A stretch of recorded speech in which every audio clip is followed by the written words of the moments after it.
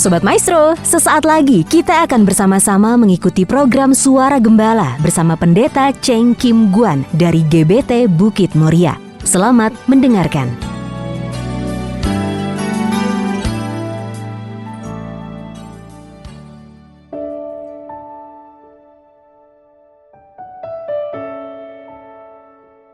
Shalom Sobat Maestro dimanapun berada. Kembali melalui program Suara Gembala, saya Pendeta Cheng Kim Guan mengajak Ibu, Bapak, Sobat Maestro terkasih yang mempersiapkan diri untuk bersekutu dengan kebenaran firman Tuhan. Mari kita sebelum memasuki perenungan bersama akan firman Tuhan, terlebih dahulu kita berdoa. Mari kita berdoa. Terima kasih Tuhan untuk segala rahmat dan anugerah-Mu yang begitu ajaib dan sempurna. Jika kami ada pada kesempatan kali ini dan kami mempersiapkan diri serta hati kami untuk bersekutu dengan firman Tuhan, ini merupakan kesempatan terbaik dan ini adalah anugerah yang terbaik bagi kami. Dari sebab itu, sucikan, kuduskan hati dan pikiran kami semua. Layakkan perkenan kami untuk bersekutu di dalam kekudusan kuasa firman-Mu. Hamba berdoa, biarlah Allah Roh Kudus mengurapi, menjamah, mempersiapkan seluruh pendengar Maestro dimanapun berada. Dan hamba juga mohon, kiranya kasih karunia Tuhan yang menyucikan, menguduskan, melayakkan hamba sebagai pemberita kebenaran firman-Mu berdasarkan tuntunan hikmat pewahyuan daripada Allah Roh Kudus, agar firman-Mu menjadi berkat dan kekuatan bagi kami semua. Berbicara dan berkati kami semua ya Bapa dengan kuasa firman-Mu, sebab firman-Mu adalah kekuatan Allah yang menyelamatkan.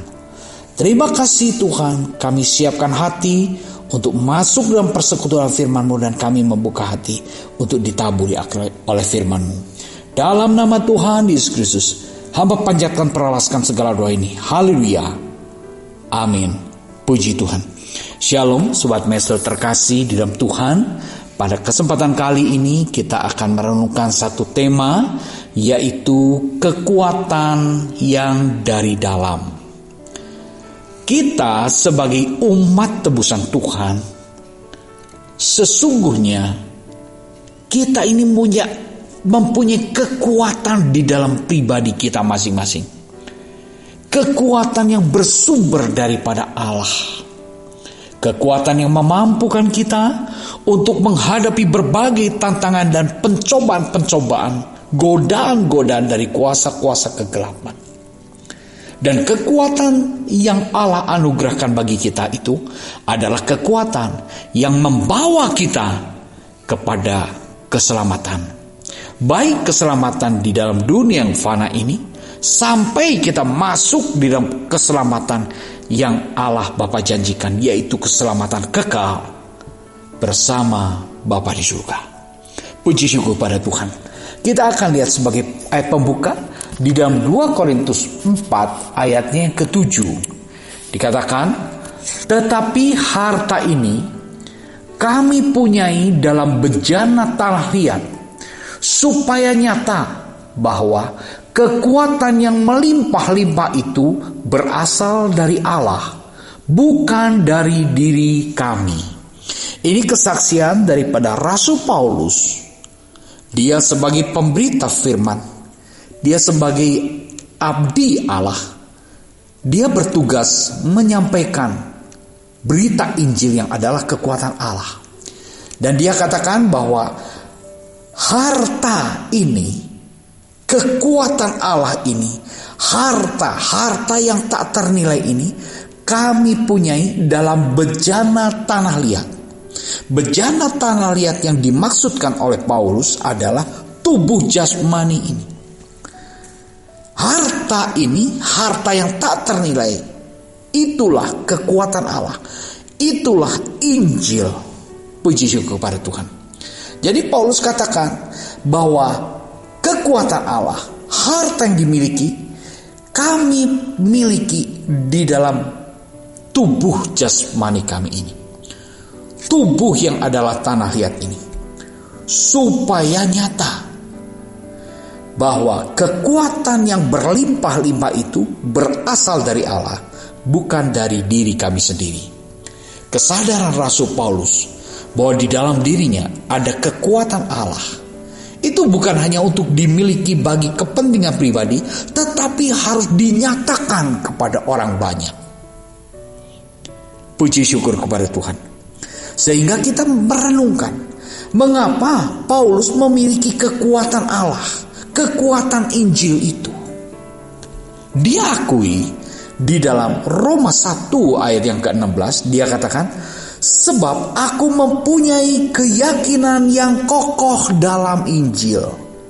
Karena Injil adalah kekuatan Allah yang menyelamatkan setiap orang yang percaya. Pertama-tama orang Yahudi, tetapi juga orang Yunani. Ini iman percaya daripada Paulus. Keyakinan Paulus yang menguasai pola pikirnya, hati dan pikirannya, sehingga dia tuliskan, tetapi harta ini kami punyai dalam bejana tanah liat, supaya nyata bahwa kekuatan yang melimpah-limpah itu berasal dari Allah, bukan dari diri kami sendiri. Paulus nyatakan di dalam ayat 2 Korintus 4 ayat yang ke-7, berdasarkan iman percayanya, bahwa dia punya kekuatan yang kokoh, percaya yang sangat kokoh, yaitu Injil itu adalah kekuatan Allah yang menyelamatkan. Bagaimana dia bisa menerima kekuatan Allah itu? Ini kita perlu ketahui, Ibu Bapak Saudara terkasih, agar kita pun dapat memiliki, menguasai kekuatan yang Allah anugerahkan. Di dalam 2 Korintus 4 ayat yang pertama dikatakan, oleh kemurahan Tuhan kami telah menerima pelayanan ini, karena itu kami tidak tawar hati. Di dalam 2 Korintus 4 ayat yang pertama, kekuatan yang Paulus miliki, kekuatan Allah yang Paulus miliki itu karena kemurahan Allah. Itu adalah anugerah Allah. Bukan karena Paulus melakukan sesuatu ritual, satu aktivitas sehingga dia punya kekuatan Allah. Bukan. Tetapi dia menerangkan kepada jemaat di Korintus bahwa kekuatan Allah yang dia miliki itu adalah anugerah Allah, kemurahan Allah. Banyak sekali orang memperkuat dirinya untuk memperoleh kekuatan-kekuatan gaib, kekuatan-kekuatan dari kuasa kegelapan. Apa yang dia lakukan? Dia harus berpuasa, dia harus melakukan ritual ini dan itu dan berbagai macam ritual. Untuk apa? Memperoleh kekuatan. Tetapi Paulus menerangkan bahwa kekuatan Allah yang ada pada dirinya itu bukan karena upayanya, tetapi karena anugerah Allah. Dari sebab itu Rasul Paulus menerima anugerah itu. Puji syukur pada Allah. Kekuatan Allah itu sendiri adalah Injil yang menyelamatkan. Dari sebab itu Rasul Paulus sungguh-sungguh menyadari dan menerima tugas yang diberikan kepadanya, yaitu sebagai pemberita Injil. Kita akan lihat Paulus menyatakan dirinya bahwa aku ini adalah hamba yang berkenan. Di dalam 2 Korintus 4 ayat yang kedua, tetapi kami menolak segala perbuatan-perbuatan tersembunyi yang memalukan. Kami tidak berlaku licik dan tidak memalsukan firman Allah. Sebaliknya, kami menyatakan kebenaran. Dan dengan demikian, kami menyerahkan diri kami untuk dipertimbangkan oleh semua orang di hadapan Allah. Ini pernyataan Rasul Paulus. Bahwa dia akan memberitakan Injil, memberitakan kabar sukacita, memberitakan firman Tuhan. Dan dia jelaskan motivasi dan alasannya. Kami tidak berlaku licik, kami tidak memalsukan firman Allah. Bayangkan ya, kalau Injil itu adalah kekuatan Allah.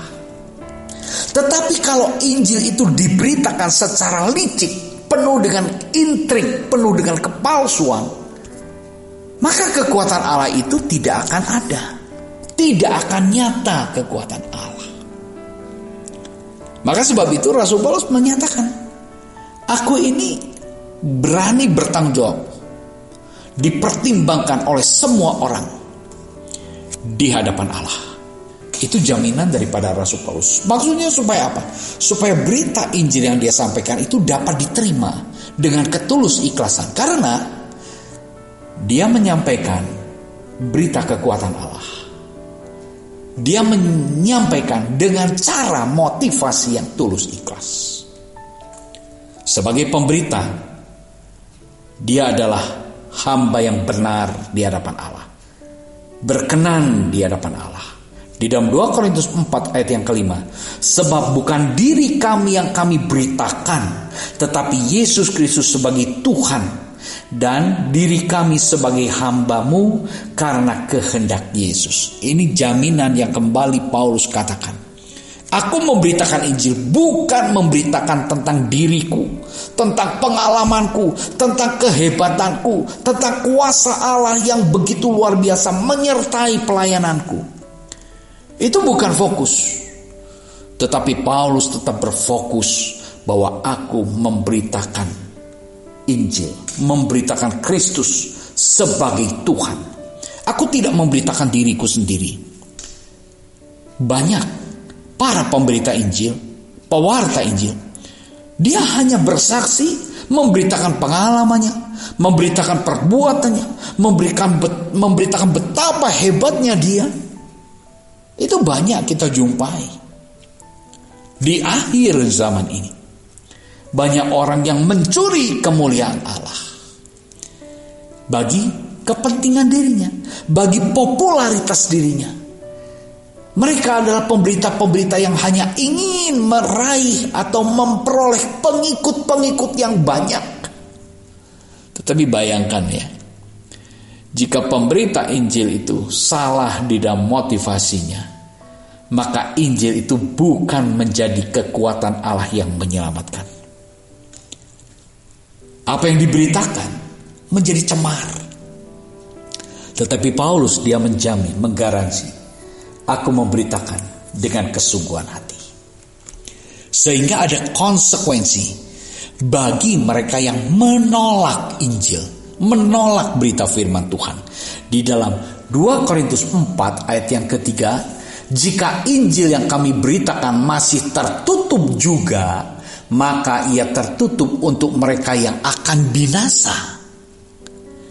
Luar biasa ya. Jika Injil yang kami beritakan masih tertutup juga, berarti Rasul Paulus sudah sedemikian rupa menjelaskan, mengajarkan Injil secara jelas.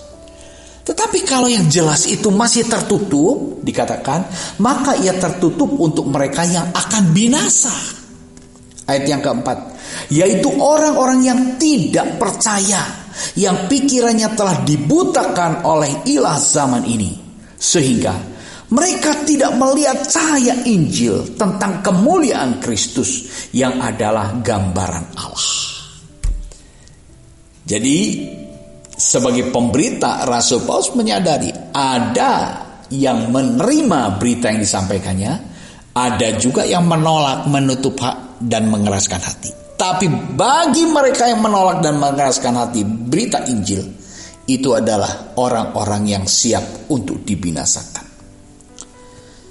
Di dalam 2 Korintus 4 ayat yang ke-6, sebab Allah yang telah berfirman, dari dalam gelap akan terbit terang. Ia juga yang membuat terangnya bercahaya di dalam hati kita, supaya kita beroleh terang dari pengetahuan tentang kemuliaan Allah yang nampak pada wajah Kristus. Ini Injil yang diberitakan.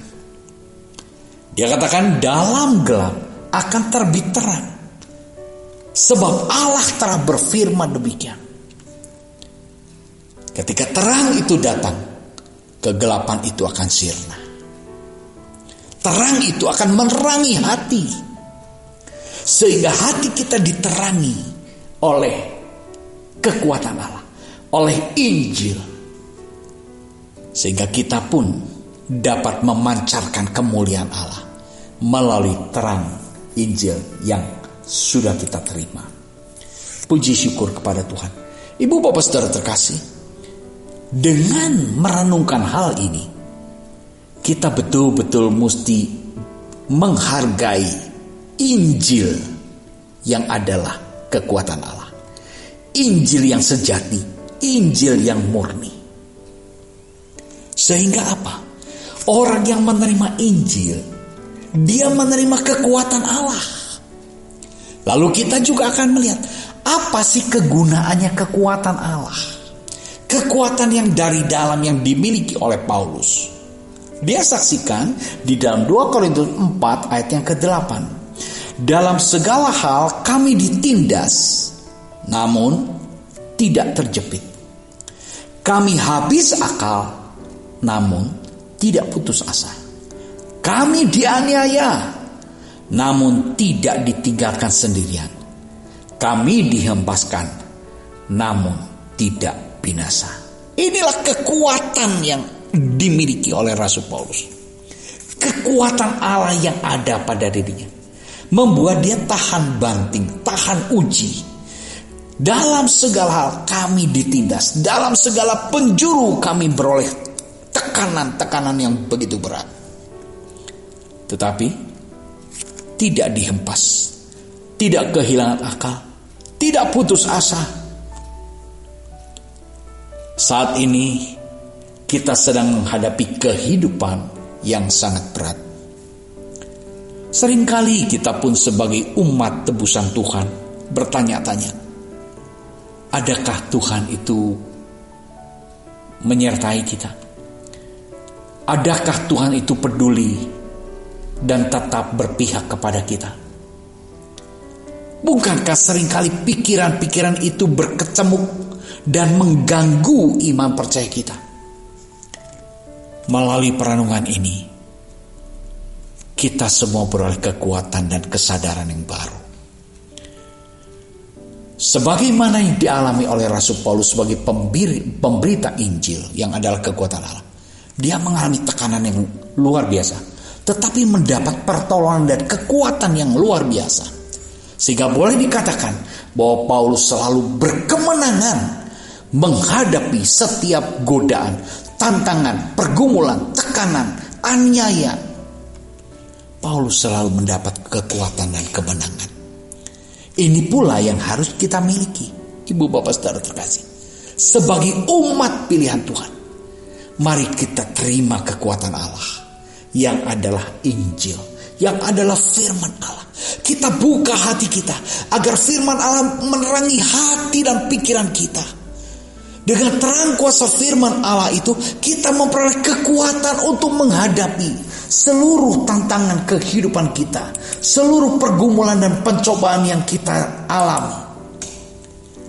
Apa yang kita hadapi saat ini mungkin sangat berat melalui rasio pikiran manusia, tetapi sadar dan ketahuilah, Injil yang adalah kekuatan Allah akan memberi pertolongan dan kemampuan.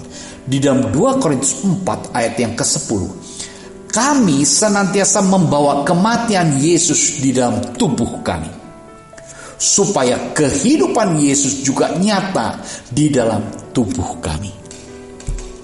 Paulus saksikan, kami selalu membawa kematian Yesus di dalam tubuh kami. Kematian Yesus, kematian tubuh, kematian terhadap dosa, kematian tentang hawa nafsu kedagingan.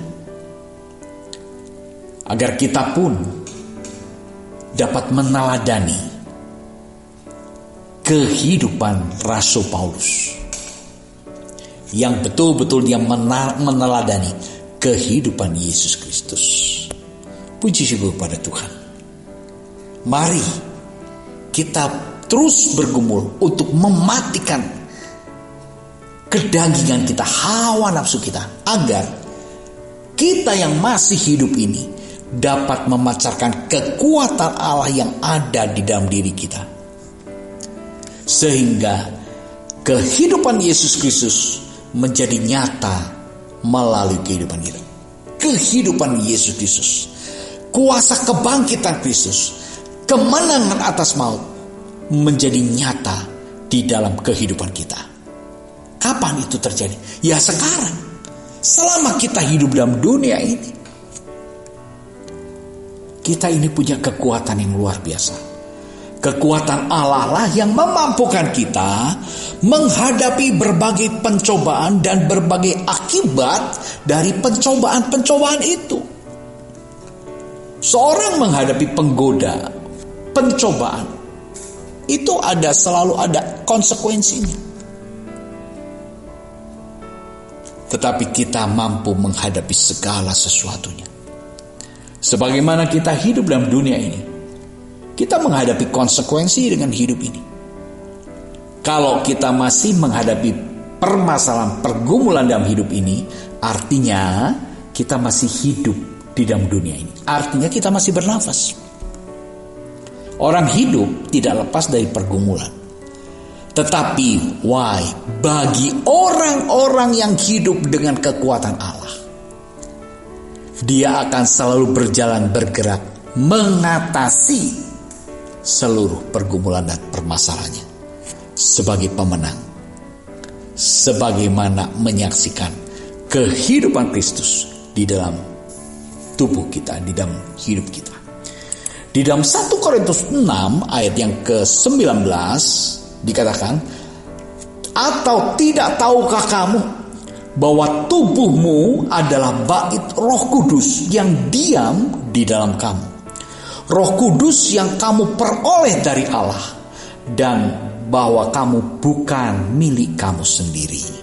Nah, Rasul Paulus menegaskan kepada orang-orang di Korintus, tidak tahukah kamu bahwa tubuhmu yang adalah bejana tanah liat itu adalah bait Roh Kudus, tempat harta yang mulia yang memiliki kekuatan yang berlimpah-limpah. Ini kita harus menyadari, Ibu Bapak Saudara terkasih. Sebagai orang-orang percaya, tubuh kita lemah. Makin hari makin tua. Makin tua, tambah kekurangan tenaganya. Tambah banyak gangguan jasmani yang kita alami. Kesehatan kita merosot dan lain sebagainya. Jangan heran. Karena itulah kenyataan hidup. Tetapi biarlah kita punya kekuatan Allah yang terus terpancar melalui kehidupan kita, untuk dapat kita menghadapi setiap tantangan dan pergumulan hidup ini. Kenapa? Karena di dalam tubuh kita ini adalah bait Roh Kudus. Peringatan Paulus kepada orang-orang percaya, kepada umat milik Allah, disadarkan melalui kematian Yesus Kristus, kita ini ditebus dari maut dan menjadi milik Kristus. Di dalam 1 Korintus 6 ayat 20, sebab kamu telah dibeli dan harganya telah lunas dibayar. Karena itu, muliakanlah Allah dengan tubuhmu. Muliakan Allah dengan tubuhmu. Selama kita hidup, mari kita gali potensi kekuatan Roh Kudus, kekuatan Injil, kekuatan firman yang kita miliki ini, agar melalui kekuatan itu terpancarlah kekuatan Allah, terpancarlah kasih Allah, terpancarlah terang Allah. Puji syukur kepada Tuhan. Mari Ibu Bapak Saudara terkasih, jangan kita menjadi lemah, tetapi mari kita bangkit. Semangat roh kita menyala-nyala di dalam kita beribadah dan melayani Tuhan. Tetap semangat, Tuhan beserta dengan kita. Mari kita masuk di dalam doa. Terima kasih Tuhan untuk beberapa ayat firman-Mu. Melalui firman-Mu kami menyadari bahwa firman-Mu yang kami terima dalam hati kami ini, itu adalah kekuatan Allah yang menuntun kami pada keselamatan, menuntun kami beroleh kemenangan, sekalipun kami menghadapi berbagai tantangan. Terima kasih Tuhan untuk firman-Mu. Biar Allah Roh Kudus terus berbicara, terus mengobarkan semangat roh kami, sehingga kami tetap tekun setia dalam beribadah dan melayani Tuhan. Dalam nama Tuhan Yesus Kristus, hamba panjatkan peralaskan segala doa ini. Haleluya. Amin. Puji Tuhan. Tuhan memberkati kita semua. Tetap semangat. Di dalam Tuhan ada kekuatan. Amin.